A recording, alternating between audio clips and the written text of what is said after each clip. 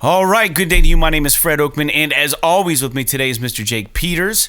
We are PS This Is Awesome, a PlayStation podcast. This is episode 170. This is a show where we share our feelings about the current state of PlayStation. But before we get on with the show, I'd like to invite you all to subscribe to our channel on YouTube, youtube.com/PS This Is Awesome, and visit us on Twitter at PS This Is Awesome and Tumblr, psthisisawesome.tumblr.com. If you want to make fun of our trophy lists on the PSN, you can find me at anchorless_81 and Mr. Jake Peters at jakesaw01. And as always, you can write the show at psthisisawesome@gmail.com, and most importantly, don't forget to share the show with your friends and be sure to leave comments and rate the podcast as you see fit. For today's show, we're going to be discussing the games we've been playing, Diablo II Resurrected announcement, Drift allegations with DuelSense, Turok, amongst other gaming news. Also, we'll be taking a look at the latest releases and maybe what games we'd like to scrap from our memory. We also have a special guest on the show today, and I'm sure if you're a longtime listener, you've heard him on the milestone episode 100. I thought it'd be nice to bring in Josh Peters to have a little discussion about Little Nightmares 2 later on in the show. So welcome to the show, Josh. And closing out the show, we have a track by the band called Heron, who are good friends of mine, with a song called Gravity Shift from their album Sun Release. So don't forget, if you'd like to have your original music featured on the show, and send an MP3 to our email account, psthisisawesome@gmail.com, along with your band name and the title of the song, and we will notify you when or if it goes live. So please, if you are listening to the podcast and not watching this on YouTube, we ask that you head over to indulge in some of our daily video content. You can find that at youtube.com/psthisisawesome, and we just put up another video for our series called The Takeaway for the Control Ultimate Edition. Then on this Friday, we'll be dropping another for the series that I just finished editing that Jake did for Immortals Phoenix Rising. So with all that out of the way, gentlemen, how are we doing today? Jake? All I want to do is see what fucking games are on my profile. Why can't I not do this? What profile? What do you mean? 482. Go to your trophy stuff. Dude, PSN profiles will not show me anything. It's like this account's probably private. I think if you try to do it, so I was just trying to do this earlier on my phone, and if you go to like the PlayStation website and you log into your account, it doesn't show you your library the same way it does in a browser. So I don't know how you're trying to do it, but if you log in through a browser, you can actually see your full library, but on the phone it wouldn't show me. Well, I was trying to go to psnprofiles.org, which is like, it's not a Sony site. It's just an amalgamation of like all the trophies that you have and all the games you've played and all this stuff. And it just, when I try to log in, it's like, there's nothing to show. This account might be private. And I'm like, what the fuck? So I tried to log into the PSN site like you're suggesting. And now it's like, I'm getting sick of this. Like, somebody's in a great mood tonight. I understand it, but I don't like the whole, like, I'm getting tired of the whole like two-step verification shit for all these websites where it's like, I gotta go find my phone now, or I gotta, get this email. And I get it, but it's like, I don't give a shit if someone hacks my PlayStation account. Just let me in. Dude, speaking to that, like, I do all of the digital distribution for the music through a site called DistroKid. And you know as well as I know, Jake, it's like next to impossible to get on a Spotify playlist. So DistroKid has their own it's not even curated, just their own playlist for any artist that uses their distribution service.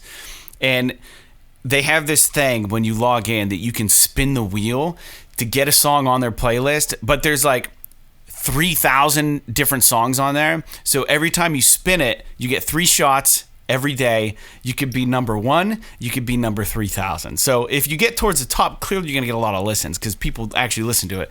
So it's just, you're rolling the dice. So the problem is, if someone spins the same number that you spun, you get booted, and then you get an email saying, hey, you got booted, spin it again. You get another spin today because someone booted you off. So I've been doing this all week, and the best spot I got was like 500 something.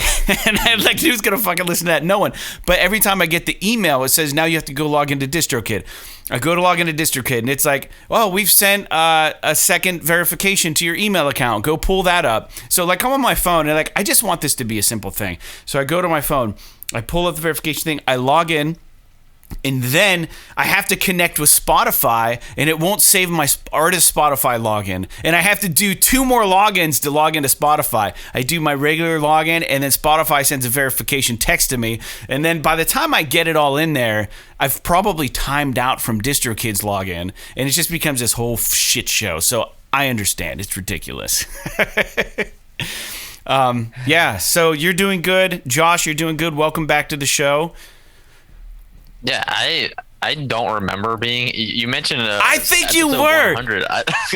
So I remember it was like pretty early on. I remember being on the show to talk about a game that I don't remember, but I don't remember anything around episode 100, and I couldn't find episode. I tried looking back to see. It would be on our episode 100 was the one where we had the fucking like Knights of the Round Table in my. We basement, had like 15 people in Jake's basement. We recorded the episode. Were you there for that? No. This kid named Bryce was there. There was a Bryce. Bryce was there. Ted was there. Troy was there. I could have swore Josh Your brother was there. I think. Yeah, my brother was there for sure. I don't think I was there. I can't believe that you wouldn't have been there. That's so crazy. You must have been out of town or something. So. I wonder what game you talked about. We should have done a little more homework. For those listening, we just kind of threw this together last minute. Josh and I have both beaten Little Nightmares 2, which we're going to talk about briefly. But we also started playing Little Hope, Dark Pictures Anthology, the second one. If you've been listening, you know that I've been an advocate for the Man of Medan. I just really enjoyed it. So we've been trying to double up on that, and maybe we'll have Josh back after we finish that together to kind of talk about our experience with that. But yeah, man, I came from a show yesterday in Ohio, and I buzzed my hair off recently, which feels great. I've never done that before. I don't have any weird things on my head. So good. What's that? I'll tell you what. If Sarah would let me do it, I would fucking shave my head. Zero maintenance. It's so nice. It's like the greatest thing.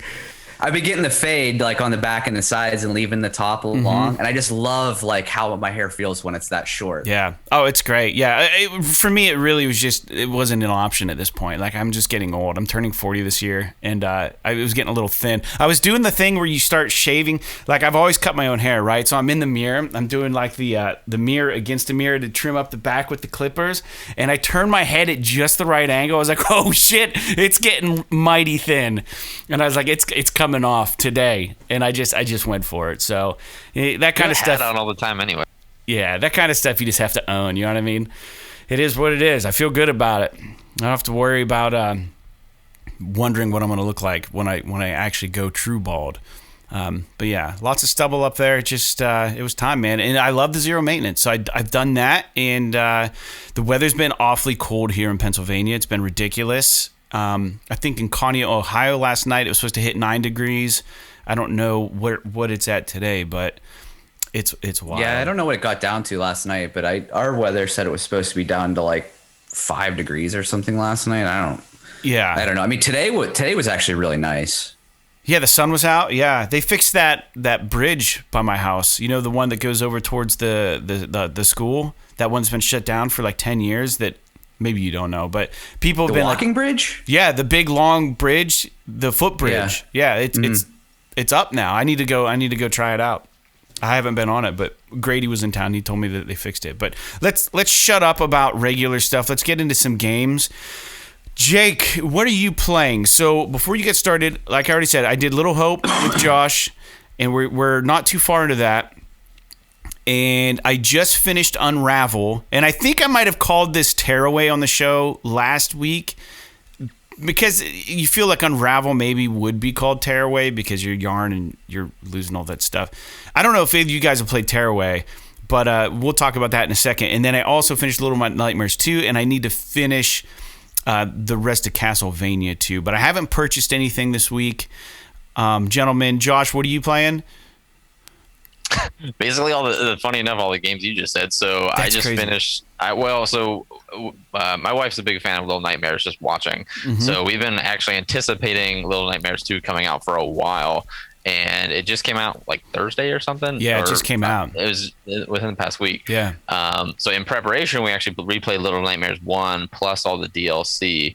There's like a sub story that's actually fairly lengthy, which funny story about that. I think I've heard you guys talk about how bad the PlayStation refund policy is, and I got firsthand trying to experience what that was like whenever I bought some DLC for that game, because I bought one of the DLCs, immediately realized there was a season pass for the DLC, so I bought that, and then I was like, well, now there's some redundancy here. I haven't even downloaded it yet or anything. I just want to get my refund for like the $4 for the DLC that I bought. It was a nightmare, and I ended up just giving up and just said whatever. I just lost like my $4. So, dude, that sucks. So I played all the way through that, played so that I could then play Little Nightmares 2. Played all the way through that pretty quick. Just started playing Little Hope with you. Yeah. I always play Dota 2 all the time. Still, no one's gonna care about that, but that's like my lifelong love is Dota 2. That's your jam. But other than that, just I actually Unravel as well, because you mentioned that, and I remember I started it a long time ago, and then just got back into it. And I think I have one little chapter left in that. Yeah. I just finished it before we came down here to do this. Jake, what are you playing? So I played mostly this week, like through the work week. I've been playing Cyber Shadow. Oh, and nice.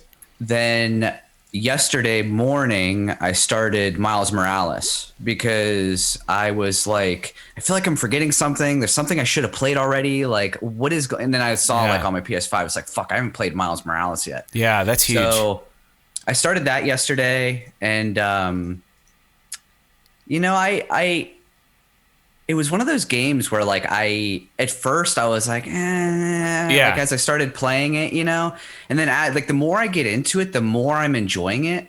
And I do really like Miles Morales as a character. I like kind of the angle the story's going and everything like that. I probably have, between yesterday and I played it a lot yesterday. So between yesterday and today, I probably have, 4 or 5 hours into it, which is a lot for me to play in 2 days. And honestly, my biggest complaint about it, and we don't have to stick on this because this game's been out, for a few months now, but and I don't remember this being a problem in the original Spider-Man, but my biggest complaint about it is I hate how fucking spongy the bad guys are. Like on low level, like grunt bad guys, I shouldn't have to hit them like 10 times for them to get knocked out. Like it's super irritating. Because especially at the beginning, whenever you're kind of low powered and you don't have a lot of abilities yet, and you're getting kind of fucking pounded on by dudes that are attacking you all at once and stuff, it's like, this is just annoying. Like, it's not, I feel like it's an oversight. And I had a similar experience when I started Phoenix. And actually there's some weird similarities between the combat systems of Spider-Man and Immortals, and just kind of like the way that the dodging works and the types of like abilities and how you start kind of shitty and you like level up and then it gets less overwhelming as you go on. And usually like with Immortals, and it seems like the same way as Spider-Man, you like unlock one ability that just gets you over that difficulty edge where now like combat's manageable because I've fucking got this one tool that I can use to kind of give me the edge. But I've been really enjoying it. And dude, you talked about this when you were playing it, and I wasn't convinced, but I'm actually really impressed at how smooth the gameplay is in fidelity mode. Because most games that have a fidelity and a performance mode, the fidelity mode kind of feels like shit, but it looks really great. And then the fidelity mode is really fun to play because it's like 60 frames and yada, yada. This game actually plays really well in fidelity mode. Now, I haven't tried performance mode, but it looks really good. It looks really good in the fidelity mode. And honestly, like I was like, oh yeah, ray tracing, blah, blah, blah, blah, blah. The shadows look really good. And yeah, the sunsets look great. And like all this, blah, blah, blah. But the thing that really blew me away was the fucking reflections. Yeah. I didn't even think about this before, but like I did this mission for this guy where you like, it's like pretty early in the game where he's like, he runs a local grocery store and you like go in there to help him and you like walk in to the business. And as you turn around to leave, like you have to like push out of a glass door. And as you're walking around in the store, it's like a legit reflection of real Spider-Man time as you're walking around. Like it's really impressive, honestly, for, someone that's been playing on a console that really doesn't have experience with the ray tracing stuff. It's pretty cool. I agree. So that's pretty much it. Cool. Yeah. When I finished that game, I felt compelled to put a video up of me just kind of like, wasn't even like a pro video. I didn't like try to do anything fancy. I cut in some video, but like in the photo mode in fidelity, if you zoom in, like you just pause it in photo mode, boom, right? You zoom in on Spider-Man's eyes, like the reflection of the world is real time reflecting in like his pupils, like his eyes, like against his suit. Like you can see like what's on a TV across the room reflecting off of his suit, and it's perfect. And like you really have to zoom in on the character to see it, but it's there. And it's like, is it just doing that because you're in photo mode, or is it doing that real time while you're playing the game? Because it seems completely unnecessary to like harness that power to do that, but it is really cool. And I think my mind was I honestly blown. think I think it is real time. I mean, that's what the ray tracing is all about. It's absolutely unbelievable. It's in hardware. It's not like they're not doing it in software like most graphical kind of unbelievable, magic. But like just flying around the world, I think that it's because graphics have gotten so good. Like I think it's hard for the average user. Like we take it for granted. But like when you sit down and you really pay attention to what you're seeing as you're running, especially with like all the snow and like the sunsets and all this stuff in the skyline, and like I think if you were able to just flip a switch and turn it off, you would immediately understand like what it is that is actually making this game just like feel good visually. Yeah, I agree. Good. Unravel, Josh, you said you're playing that now, right? You're back in it. Are you like blown away by the graphics of Unravel? Yeah, I mean, so I was looking forward to, because when I say I'm playing Unravel 2, that's TOO. I'm playing the first one. Yeah, because there is a second one, right?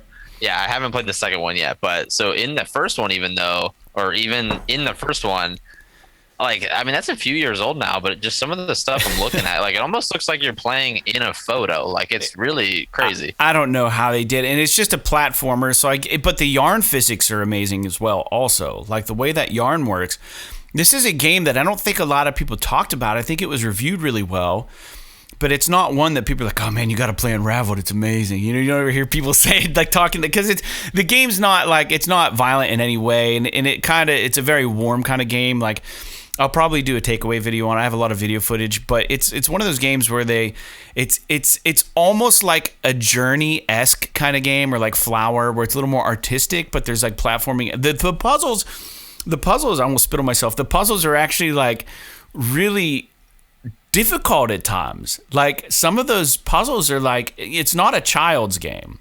I think it's meant for people. It's creative. Yeah, people our age, and it's really an achievement. That game's really something else. Jake, have you ever played Unraveled?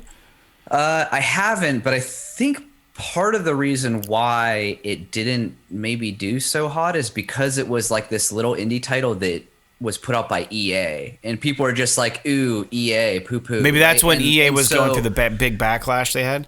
Yeah, and also like it came out around the time of, people are still kind of coming down off of their highs of games like Journey, and you also have already had games out there that are similar, like Trine and stuff like that. And so, I mean, I'm sure that all played a part in it, and I don't know how much. I feel like I remember seeing some promotion from EA on Unravel, but I think that it was like one of those things where kind of like the Puppeteer, right? Where that game was awesome. The industry was really pushing it. They're like, hey, look, like critics were like, this game's fucking great. Like you need to play it. But because the outside world, the masses, the people that, spend the millions of dollars on games, they didn't see it. Right. Or they saw it on the storefront and they were like, oh, what is this fucking weird ball of yarn I'm going to bat around? It's bizarre. Like games like that, they need a good push from both the industry and from the players kind of championing this game. And I think it didn't get enough of both, or it got those things, but it didn't get enough support from the developer or publisher. There's some And or could have just been the time. I mean, place and time thing. That's a big thing with a lot of releases, place and time. What else has come out around that time? The thing about that game, though, that also may not have resonated well with like a younger generation is like it takes on some serious, some heavy stuff. Like even though the story's like kind of. It's kind of baked in, like it's not story heavy, but like each level, it tackles death. It tackles like, you know, kids moving out of the house, like what parents would experience, and like, you know, I think there's one part where you collect these little yarn things, and there's one part when you finish this one level, you get to read these different chapters, and it's all about the level. So Yarny is like a little guy, little character. And it's almost like you're in Honey, I Shrunk the Kids or something. Like everything is huge around you and you're trying to navigate. But you beat the platform mission and then you start reading the journal. And the journal said something to akin of like, you know, no matter how far away we are from one another, like you can always write, but why are there so few letters? And it's like, huh. Like, and the music's so sad, and it's so like, it's like the music for Forrest Gump the entire time. Like when he sits down, you see the feather blowing around. You feel like that's the whole whimsical thing of Unravel. So it's like really weirdly emotional, and I feel like it kind of makes it special, but at the same time, I could see that turning a lot of younger people off. Just being like, what is this garbage? Like, I don't. It is beautiful though. I mean, the whole time we were playing it, like almost every next like little level that you played, my wife is like, I want to go there. Like this game makes me want to go there. So I had to look up where this game was, like what it's based in. It's like in like Sweden. Yeah. What are flights cost to Stockholm, Sweden? I guess. It's a beautiful game, and the graphics, like, yeah, we'll get off of Unravel because that wasn't really. I didn't plan on talking about it, but that's cool, Josh, that you're playing it. And Jake, it was like literally $3 on the store recently, and Unravel 2 I think is like $4 right now. So I'll probably pick up Unravel 2. So let's get into some news here. According to Push Square, both Turok 1 and Turok 2 are showing up in the PlayStation Store. You can search on the PlayStation Store, and then also on the PlayStation app. I think PlayStation app, you can see Turok 2. They're showing a release date of February 25th. The games were initially released on N64, and these are remasters, which are already out in the wild, but currently not available on the PlayStation. And they will feature full screen support and HD upgrade graphics. So I don't know if you guys ever played the Turok games. I was never into Turok Dinosaur Hunter. Yeah. I mean, I remember them. I think I even actually played part of one of them. Yeah. And I remember it being like really kind of crazy because you would like there wasn't anything like that at the time. You're fucking just a guy shooting dinosaurs. Like it was weird. It's really bizarre. Yeah. I mean, it's interesting. I feel like that's the type of game that would be really interesting for them to kind of bring back, like in a modern kind of idea. It's kind of like Horizon. Yeah, but with but in a more of like a military shooter perspective, not like this. What I mean, Horizon bow and is much arrows more and spears, deep, you know what I and mean? Electronical stuff, yeah, but like just machine guns and dinosaurs, yeah. That'd be pretty think about like Doom, right? If there was a Doom game, but instead of fighting demons, you were just killing dinosaurs in the Jurassic era or something, like it would be pretty cool. They had a lot of weird game ideas, like Clay Fighter and stuff. They had so many weird games back then. It's just like I don't even know. Yeah, I feel like creativity in the gaming world, not that it's lacking, but I mean, we don't see such risks really anymore from bigger companies, like just jumping, let's make a game that's all claymation. All right, here's $1 million, make it. Like we're not, because there's so much more in the market. They have to be more careful about what they're doing. Yeah, but Turok's crazy. That's crazy that's on the store. So I don't think I ever played the games. I did have, I think, Turok, the Dinosaur Hunter #1 comic somehow. I think I have that in my collection somewhere, so I hope it makes a huge resurgence and everyone wants to buy the comic because I'll gladly sell you that. All right, Diablo 2 is getting a re-release on PS4 and PS5 called Diablo II Resurrected. The company behind the re-release or remaster, it's a re-release, I believe, is Vicarious Studios, who recently merged into Blizzard. This is the same studio responsible for the recent Tony Hawk Pro Skater 1 and 2 update and the Crash Insane trilogy. And it appears this version of Diablo 2 will be relatively exactly as the original with no upgrades to the gameplay or anything, but there will be an upgrade to graphics. Jake, Fred, I'm so fucking excited for this. I just want you to know. I know, because you never post anything on Facebook and you were writing about it. And I was like, Yeah, Jake is so jazzed right now. So Diablo 2 is probably up there as far as like one of my favorite games of all time.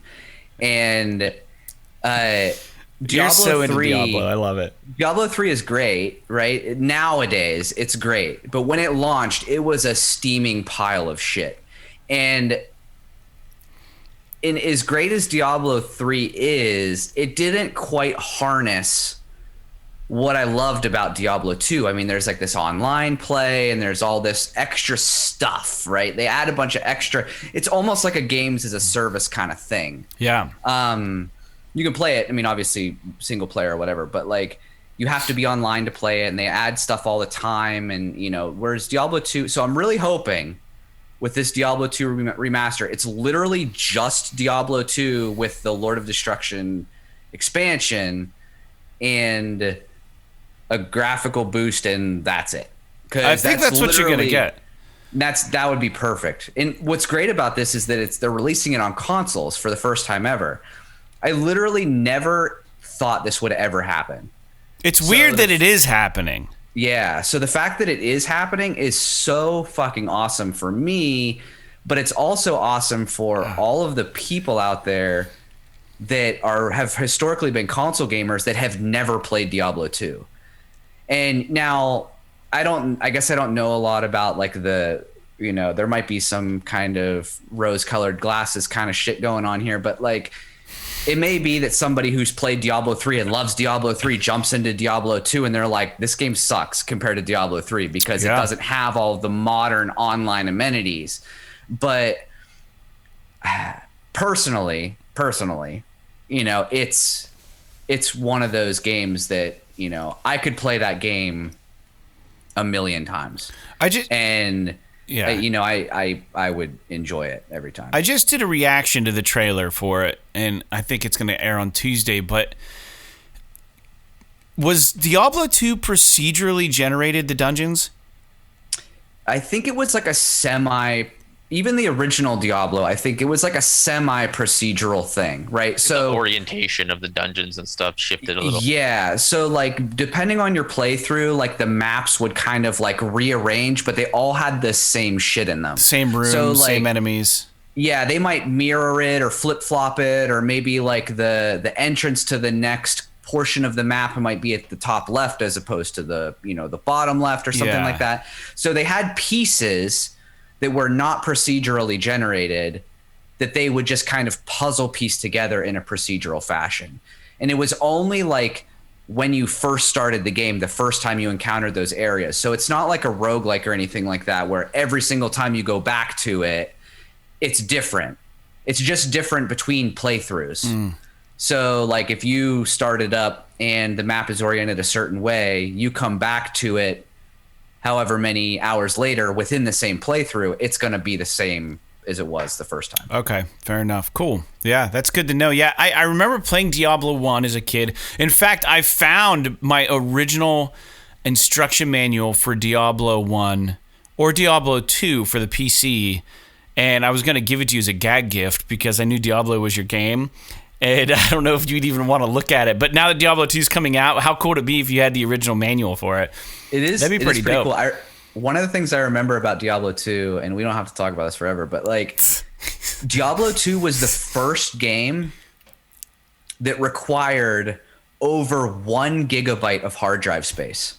Oh. It was the first game to ever require over 1 gigabyte of hard drive space. And I remember trying to install this on my parents' computer, and it was like we had probably like a fucking 16 gigabyte hard drive or something. Mm-hmm. It might not even have been that big. It might have been like a 2 or 3 gigabyte hard drive, probably with 2. Windows XP on it, or Windows 2000 or something like that on it.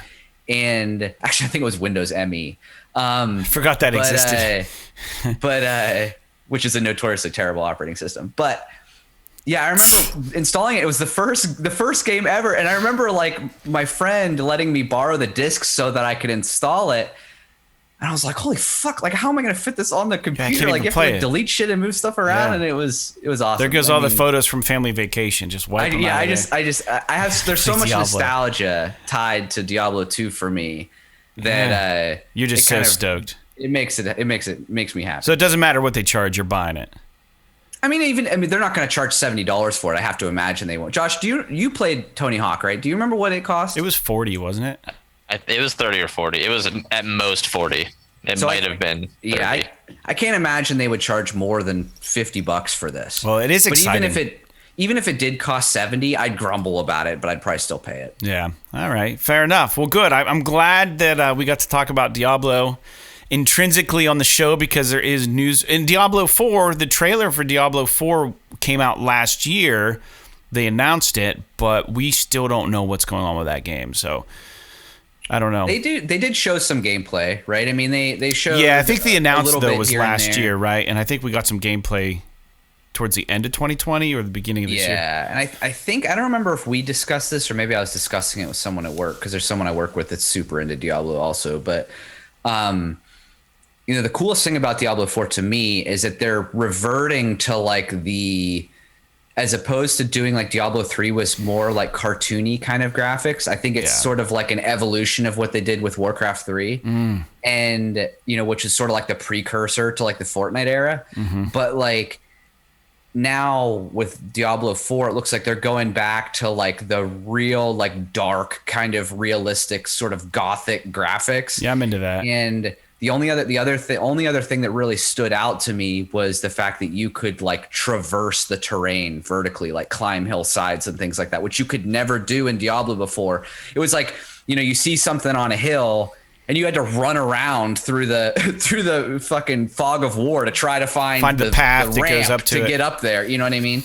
So that's pretty interesting. That is cool. All But I right. don't have anything else to say about. I mean, they just released a trailer introducing the rogue class, which is cool. Yeah. But I mean, this game is not going to be done for another 2 years probably. So I'm not, going to really, be too overly excited about it for now. I mean, best case scenario, the end of next year maybe. Yeah. All right. Well, I don't know if you guys saw, but iFixit did a fantastic teardown of the DualSense controller to address the alleged drift issues that are occurring with the DualSense. I stumbled onto the video yesterday, and Eurogamer has a pretty good write-up about it. This is, of course, I believe it's all happening because of the class action lawsuits, which are currently in progress around the world, which are levied against both Nintendo and, most importantly, Sony.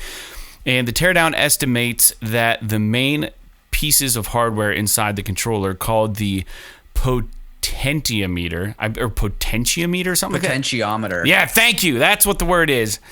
That's what they said last night. I couldn't recite it, though. You'd think I would be able to figure that out, being a singer. Potato meter. Got it. Potato meter, yeah. The potato meter obviously just wears out over time.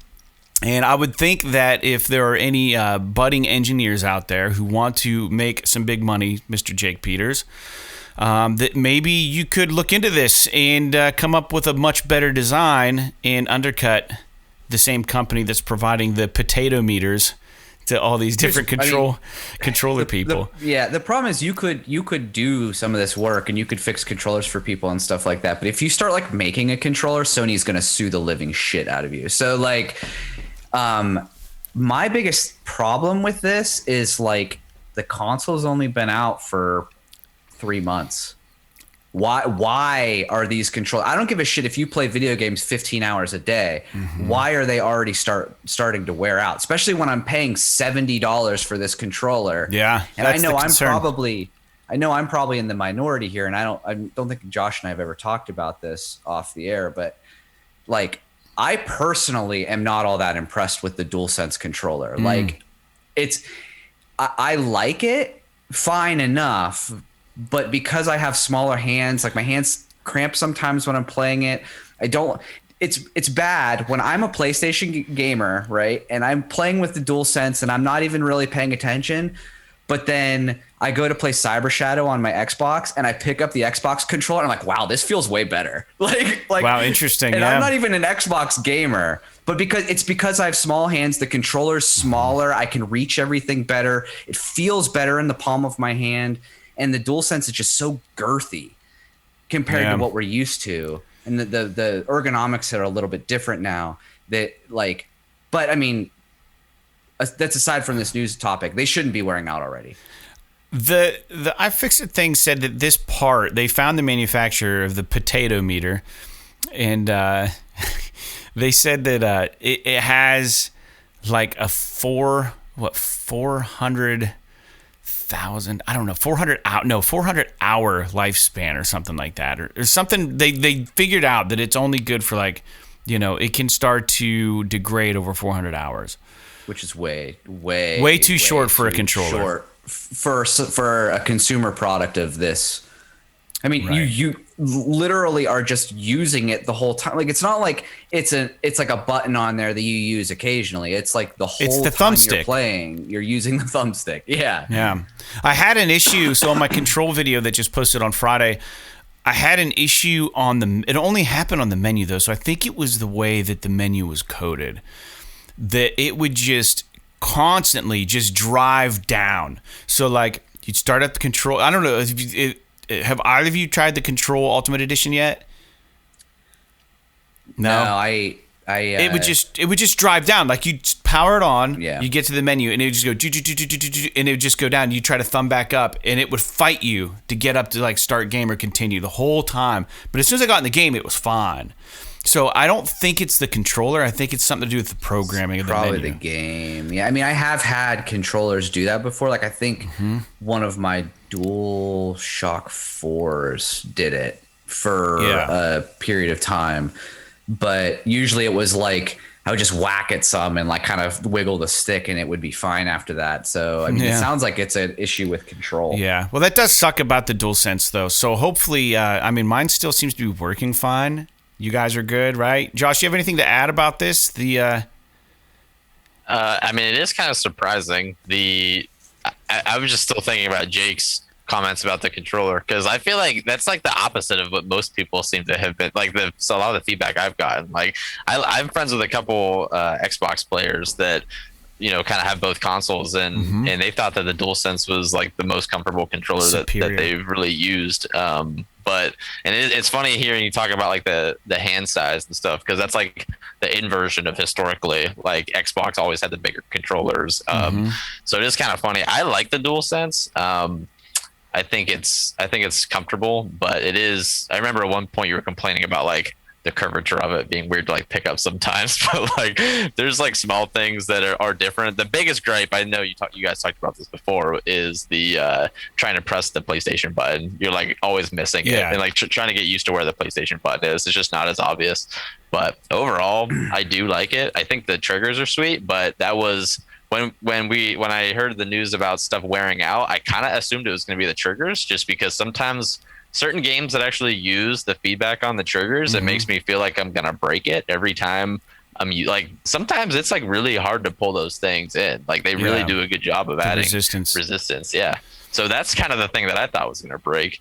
But yeah, that's pretty much all I got. Yeah, thanks. I think the triggers are breaking on some controllers. Good. And but I mean, that's kind of, everybody kind of sort of expected that, these new features, there's going to be a feeling out phase. I've seen people use controllers though that are like for dear life hitting those buttons. Like they're putting all their, No, I do it. I do it all the time. Do you I get really? stressed out when I'm playing a game. I'm surprised. You mash the shit out of them? That's crazy. Yeah. Nah. And I haven't pulled a, we have a friend, Ted G. Yeah. He historically would play Gran Turismo and he would get so mad. I've seen him actually take a PlayStation 2 controller, because he was playing on PS2, literally from the cord windmill it and smash it into the floor as hard as he can, because he gets so upset playing a game. I'm not that bad, but I do like when I get really like, especially when I'm doing something that is one of those like a platforming challenge or something, where you get all the way to the end and you're like trying to get through it. Well, you gotta whip it into the couch once in a while. Yeah. Just like nice soft area. And I have a 1.5-year-old, so like controllers need to be like, he constantly picks that thing up and runs around with it. So it gets spiked on the ground once in a while. So that's my biggest concern about durability now. Yeah. Well, yeah, Jake, you better. Have you noticed, either of you, like, one of the things I've been not struggling with, but I've noticed about the DualSense is that it seems to me like either the square button is really close to the touchpad or the touchpad is really sensitive. So I'm always accidentally pressing the touchpad and it'll bring up like a menu or something like that. Like, it was a big thing in Immortals because the controls are a little wonky in Immortals, where square is actually dodge, as opposed to historically that's like an attack button for a game like that. Yeah. And so like I'd be that. like mashing the square button to try and dodge, and it would like take me into the fucking menu for the game. Like, I've triggered it before twice. I think 2 or 3 times I've opened up the touchscreen, whatever that triggers on the game, but I don't have a repeating issue with that. So I mean, I'm not saying it's a problem. I'm just saying that it's like one of those ergonomic things about the controller that, like, you know, is taking some getting used to. The only thing I can think of is I've been playing. Well, I haven't been playing that much recently, but I played a little bit of Valhalla, Assassin's Creed, and for something in the middle of the combat, I would always open up like the picture mode. Just I don't something about the combination. So I don't know of the keys I was hitting, but mashing some buttons, and all of a sudden I would just be in the middle of like taking a screenshot. That's wild. Yeah. Yeah, that can be frustrating, definitely, when you trigger something like that in your middle of something. But it really sucks when. I like the games that when you trigger like a pause menu, it gives you a countdown. Like, you know, like the game we're playing right now, Josh. Like, it gives you a countdown. But I think it's because it's 2 players and we're online. But some of those games are really intense. Like, you could be in like a mid jump or something, like in Cyber Shadow, like trying to dodge something and accidentally hit the pause menu. It'd be nice, like, if you hit pause to unpause it and it goes 4, 3. That way you can prep yourself for whatever's coming towards your character.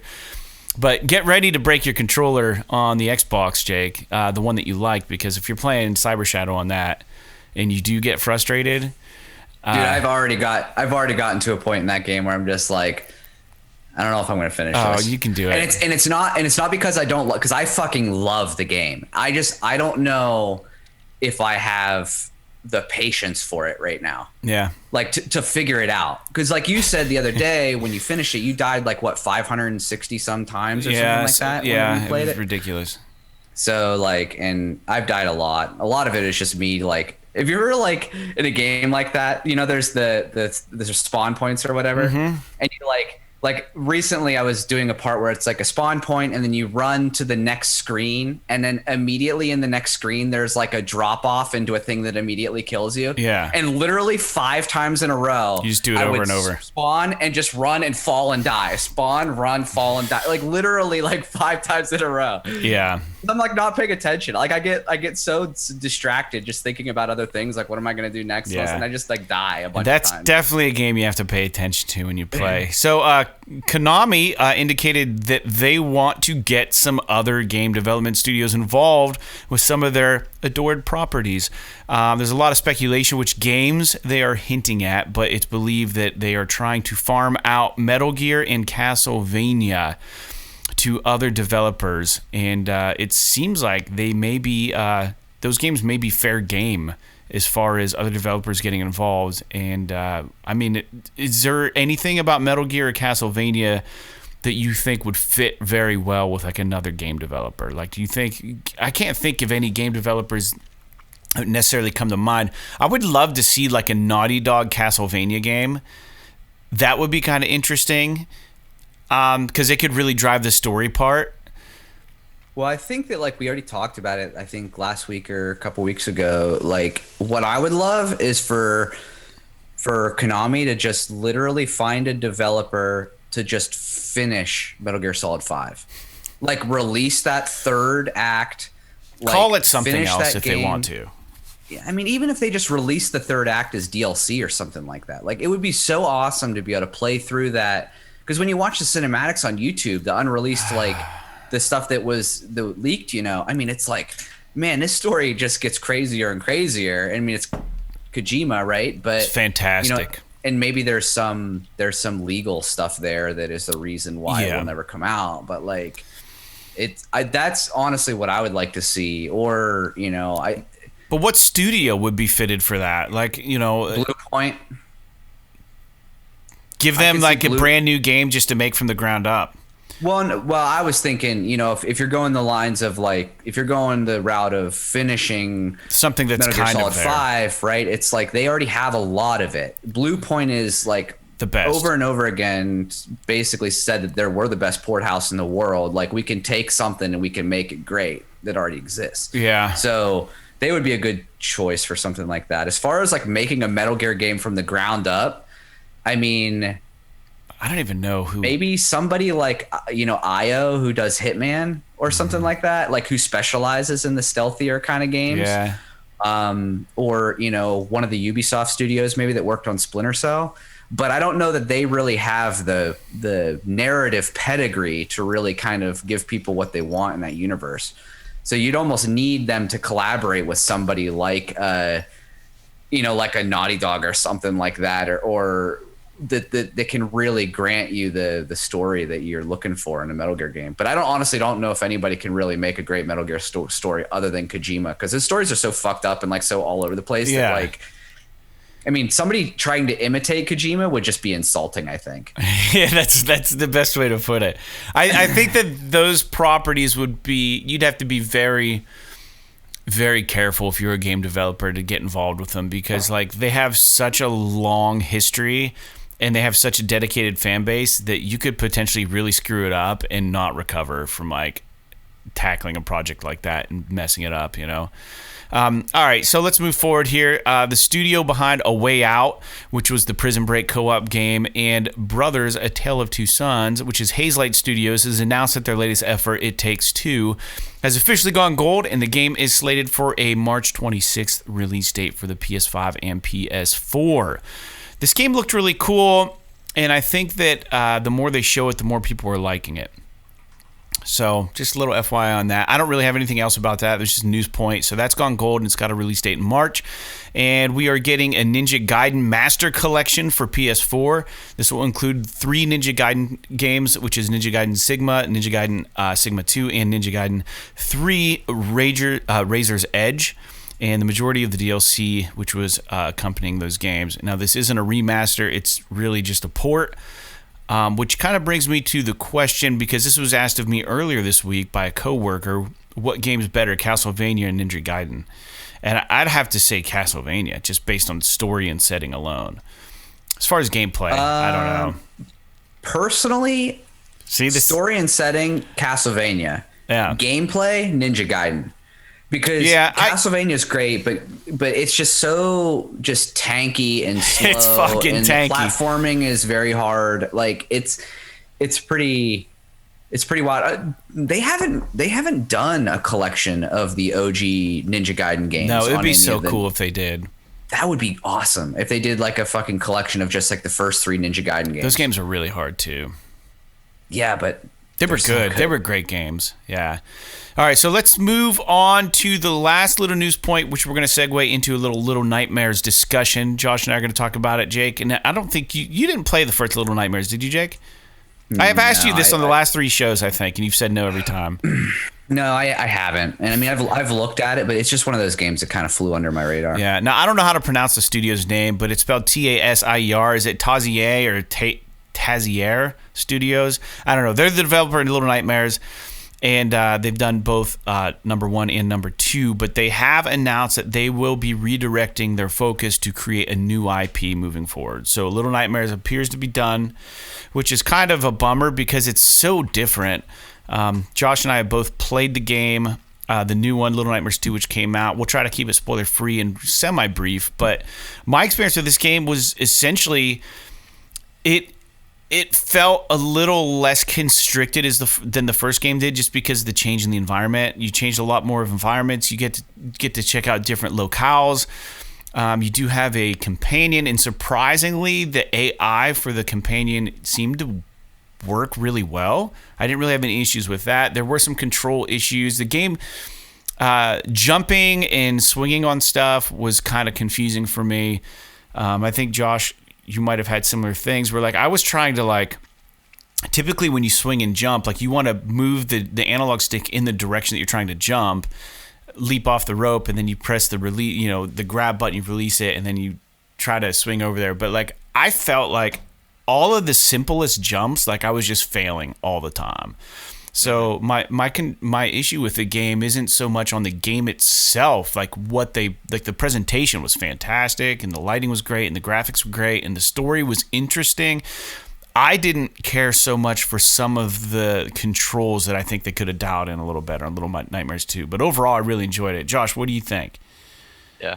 No, I agree. I mean, there were definitely some issues with the controls. I don't know if you had the same experience that I did, but probably other than some of the 3D movement in a 2D world issues where like you're trying to like make a jump, but you're not quite on the right plane. So there was issues like that, and because they don't give you much control over the camera, you couldn't really like line it up to see exactly how you should move.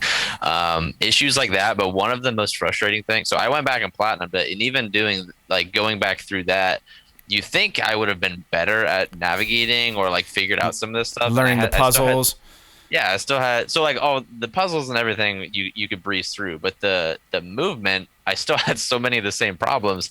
And the worst one was the batteries that you have to pull out of the wall and like move around. Something about those, like when I would walk up to it to try to grab it, like half the time it didn't register. Half the time I would go up to grab it and I would be trying to grab the battery, and instead, that you were just talking about the companion AI, the companion would be close enough to me that I would just grab her hand instead. And then I'd have to like move her out of the way and then come back. There was just like some really kind of things like that took you out of it. But overall, the atmosphere of the game is super good. I think visually it's really good. It's a game that someone like my wife, like I said, we played the first one years ago, and she's been like looking forward to this coming out because she just wanted to sit, and she's not a gamer like at all. So to find that that small cross section of a Venn diagram of like games that I'm interested in playing and she's interested in watching, is pretty special. So we really enjoyed it. The story is very unique, and kind of dark, but like super interesting. It's very Tim Burton like the art direction. It's kind of grayscale but darker, but then it's not, like it feels a little muted. Yeah. But the audio is really good in it too. Like everything seemed to fit. But yeah, the plane. I remember there was one bookcase I was trying to jump on for probably 15 minutes, and I just kept dying. One of my complaints, it's not even a complaint, it's just a minor gripe, would be like the way that respawning works. I feel like there were 20 seconds to stand up off the ground every time you die. Yeah, like there were some situations, where though like you would get through a lot of the puzzle and then something stupid, like you would fall, like you just like fall off something because you didn't realize some of the game, like it'll put up like invisible barriers where you can't fall off shit, and other times you can. And like depending on, you just don't know, so you'll get through like a puzzle and then you'll just die, and then it'll respawn you at the beginning of the puzzle. Now this is back to Tearaway. Unravel, if you start solving a puzzle, I feel like some of the pieces of the puzzle will stay in place, and their respawn seems to be a little better with Unravel. Like there's more checkpoints, so it doesn't feel as tedious getting back to where you were. So that's my only other gripe with Little Nightmares 2. I don't regret purchasing it. I think it was what, $30 or $40? Was it 30? 40? I think it was 30, 40 if you got the deluxe version, maybe. Yeah, it's a cool game. Which I think I did. I don't know why. I got the soundtrack I'm never going to do anything with. Yeah. I think I bought it just because it was the first one I looked up on the store, so I just bought that one. The developer thanks you. Yeah. I got some like, I don't know, like the art of Little Nightmares that I'll never look at. That's kind of cool though. Yeah. When you were talking about the respawn thing though, I think that is, I was talking about like when you die and you respawn, that you have to go through this little, like it's a couple seconds, but it's enough that if you're going through a section where you have to keep retrying, the like few seconds it takes, it loads the screen, you're sitting on the ground in the corner, you slowly stand up. Yeah, you stand up and then you can start moving again. Like I want to just like respawn and just go. And it wasn't really I mean, I guess the solution is to not die, but sometimes you just are trying to go through something real quick, and you kind of get over it. You get frustrated. And there were some gimmicks in the game which weren't. I mean, I understand what they were trying to do, but they weren't perfectly executed. Like the flashlight thing. Without spoiling it, there's a scene where you have to use a flashlight to navigate, and the controls are just wonky enough, and it requires amazing agility to pull them off correctly. So what they're asking of the player doesn't really mesh with the way that they set you up to complete the task. Like it's some of this, the margin for error is surprisingly small in some of the things when you need to be quick. Like if you're running from something that's chasing you, and once in a while you'll like not like kind of get hung up on something for like not even a second, a split second, you get hung up on something. Most games there's a little bit of a margin for error there. Some forgiveness. I feel like in this game it was, I would pretty much get caught every time if I didn't like actually get through it cleanly. Or even just the timing of like hitting a jump. Like I would successfully jump over an object, but if I didn't time it right, you kind of like falter a little bit and then it slows you down. But overall, I do think it was good. I think it was better than the first one. I think the environment is better. It's more I think there's just more to it. Like you said, you kind of go through a couple different. It feels bigger. Because you're naturally navigating a larger, again, not to give away a whole lot, but you're navigating through a larger situation, and it felt more different. Like you would go from one thing to the next. Where in the first one, there'd be like this one bad guy, and then you'd kind of get through that person and get to the next bad guy, but you're pretty much in the same environment. Where here, there was like main kind of like, bad guys, or I'll call them bosses, I guess. I don't know if you would really call them that or not. But they were in totally different environments with different mechanics and things to consider. And the color, you said that, I think the colors were a little bit more vibrant in 2 than in 1. They were for sure, but they are still like dreary. Yeah, it's just the tone of the game is just that way naturally, I think. It's what the aesthetic. I did enjoy the creepiness of a lot of this game. There were some super creepy things.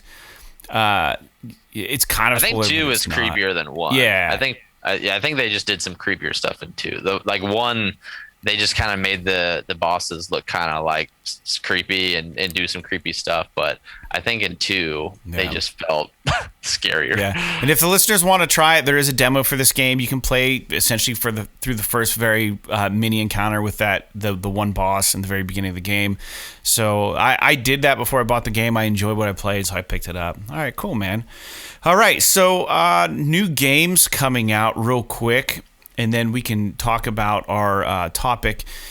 So we got Bullet Beat for the. I'll let you know if it's a PS5 game. Everything's PS4 unless they say otherwise. Bullet Beat, Can Androids Pray Blue Edition, Gods Will Fall, Fallen Legion Revenants, Let's Cook Together, Moose Life, Speed Limit, Skateboarding Breakthrough Gaming, Tales from the Borderlands on PS4, Void Gore. I did a trailer reaction for that. Came out a bit ago. And Anodyne 2, Return to Dust, Rodent Warriors, Run Little Hero, The Ramen Sensei. So Anodyne 2 is a PS5 game and PS4. Blizzard Arcade Collection, which was just announced recently, I believe, at the BlizzCon thing. Boom Blaster, Puss, Steven Universe, Unleash the Light, the Saventia Collection, and then The Sinking City on PS5, which is a upgrade to a game that came out in 2019 that I did a reaction to, which will be airing later this week, the trailer on that. So nothing on there really pops out to me at all.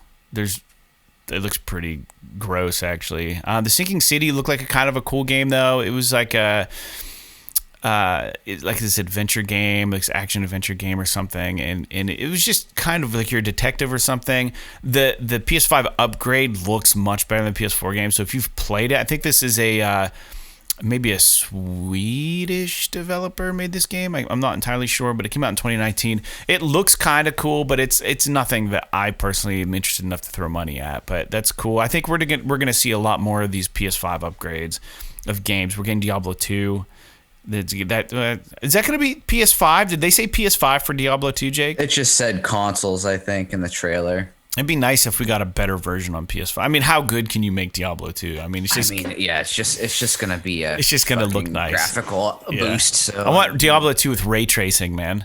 Yeah. Why not? Yeah. All right. So we were gonna talk briefly, and I still don't have a game. I mean, we can bring this up, but I thought it would be kind of a neat idea. You always hear like people who like, oh man, if I could unplay Uncharted and start it again from the beginning, that would be like the greatest experience ever. I want to experience what that was like again. But I'm going to do a little flip the script on that. But like, if you guys could pick a game and unplay it, but never return to it, meaning the game was like almost a complete waste of your time, but maybe for some reason you stuck with it, or you played enough of it that you wish you just had never played it. Do you guys have a game like that stands out in your mind? The only game that I could think of that even remotely fits this, because most games, I would say, even if I didn't like them, like the experience of playing it is not like, you know, it's something you can kind of bank for later, right? It's never one of those things that's so offensive. Like, I don't think anything is so offensive that I wish I'd never played it. Yeah, there's gotta be though, right? Go ahead. But the only game I can think of that is a game that I played that was such a profound disappointment to me that I wish that I hadn't, that I wish that I didn't spend money on it, was Mass Effect Andromeda. Oh.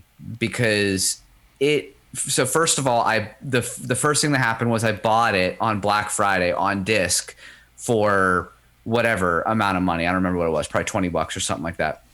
I didn't play it for a few months because I had a bunch of other shit to play. I go to put it in, and my disc was fucking corrupted. And this was apparently a big problem. I remember this. You talked about it on the show when this happened. Yeah, and so for the listeners, like just a quick recap. Yeah, I bought this game, didn't play it for a few months, go to put it in my PlayStation. It installs the game, and then it just doesn't recognize that I have the disc in, so I can't play the game. And I got a hold of EA, and basically they were like, tough shit, it's been more than 90 days since you purchased the game. And I was like, well, that's fucking stupid. And then so I go, and I was just like, you know what, I really want to play a Mass Effect game. So I ended up buying it again on sale or something like that for like 10 or $15. And I played it for like 10 hours or something like that. I'm like, what the fuck is this game? Like, it's not like, you know, I'm thinking about Mass Effect 2 and 3 specifically. 1, you know, was fine, but I didn't really get on with it too well. And like how good those games were. And then like I go to play this, and I'm like, this just it doesn't feel the same. Like, other than like the fact that it's like, it was just, I'm like, why did I go through all of this shit, like buying and rebuying this game just to play something that is you know, mediocre at best and just generally disappointing. So that I did have an example. I actually have one now. I was looking at my phone what the title of it was. Josh, do you have one? That's a good one, Jake. I want to ask a qualifying question. Yeah. Am I also removing, I guess by default the answer would be yes, but am I also removing, I guess, the memories that may have formed with other people as a result of playing this game? That's a tough question. That's deep, man. I would just say, yeah, you're essentially just turning back the clock and getting that time back. So if you never played it. So my first answer was going to be, the first thing that came to mind was Dota 2, because I have played I've probably spent more time in that game than you guys have played like your top 10 games combined. That's insane. So the amount of time I probably could have been spent doing either something productive or just experiencing like a ton of more games. Yeah, I think that would be great. But I also have a ton of good memories with my friends on that one. So that one I'm conflicted on.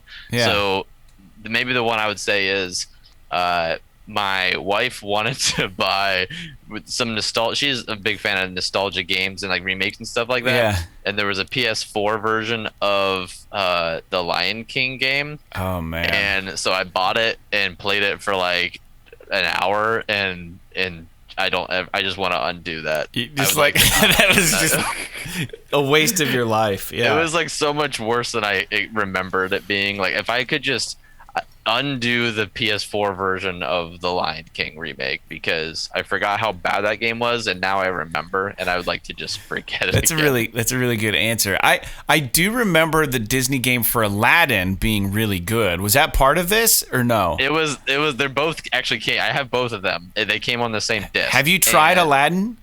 So it's better, but it's still really effing hard. Yeah, I remember it being really hard. There's I remember there being apples and baskets and stuff, right? In Aladdin. Yeah. It is a better game than the Lion King one. Okay. But it is still really hard, and I don't know. It's just it's one of those things where like old games are old, and maybe you should just just leave them be sometimes. Yeah. Is it the same one that we had on Super Nintendo? Lion King? Yeah. Or no. Well, Aladdin? the Aladdin, yeah. I don't think we had the Lion King one. I remember playing it at some point, but I don't know where or when I played it. I think I had Aladdin on Genesis. It might have been Super Nintendo, though. I mean, they're probably the same game, just maybe ports. Although back then, like, they could be completely different games if they were on different systems. Yeah. All right, so my game's simple. It's a PlayStation 3 game, and I just have such disappointment with the game. Like, my hopes were up. And Warhammer Space Marine? No. G.I. Joe, Rise of Cobra. Of course, it's a fucking G.I. Joe game. But I'm so disappointed. All terrible, and you want them to be good. Yeah.